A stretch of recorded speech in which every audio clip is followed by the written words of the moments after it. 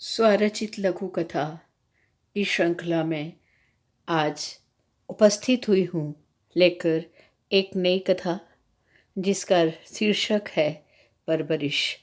परवरिश अर्थात पालन पोषण।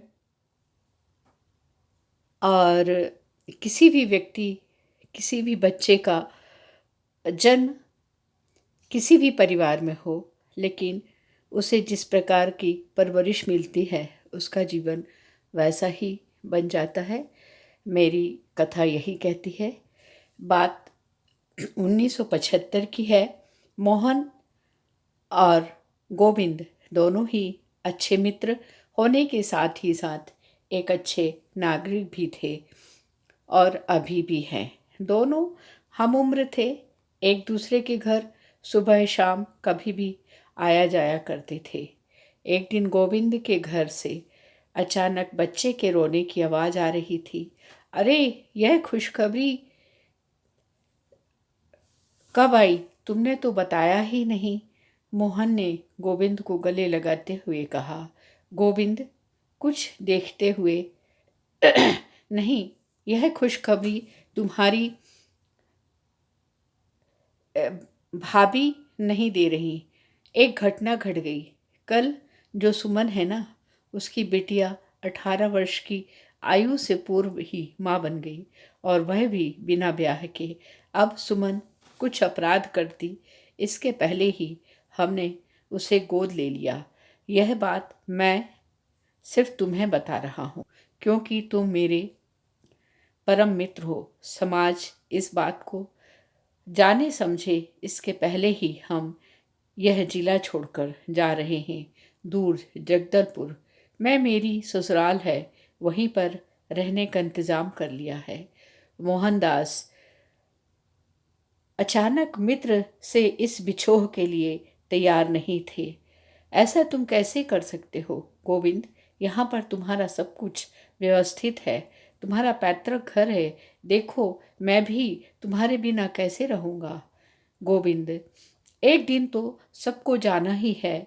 और बस ऐसे ही सोचकर आंसू पोंछते हुए, देखो, तुम ज़्यादा भावुक मुझे मत करो। यह निर्णय जितना मेरा है उतना ही तुम्हारी भाभी का भी।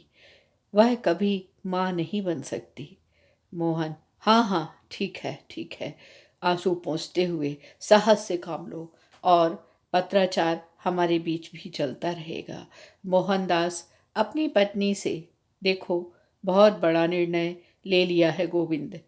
एक शूद्र की लड़की को गोद लेकर कुछ भी कहो, उसमें जैविक गुण तो आएंगे ही आएंगे। आज 25 बरस बाद गोविंद का पत्र मोहन को प्राप्त हुआ। प्रिय मित्र मोहन, मैं तुम्हारा मोबाइल नंबर खोज रहा था, किंतु तुम्हारा मोबाइल नंबर तो नहीं मिला, इसलिए तुम्हें तुम्हारे पते पर एक पत्र लिख रहा हूँ, जिसका उद्देश्य तो तुम्हें यह बताना है कि मैं फिर से तुम्हारे शहर में अपनी मातृभूमि में लौट रहा हूँ। पहुँचकर तुम्हें सूचित करूँगा। तुम तो वहीं रहते होगे ना? मुझे पूरा विश्वास है। तुम्हारा मित्र गोविंद।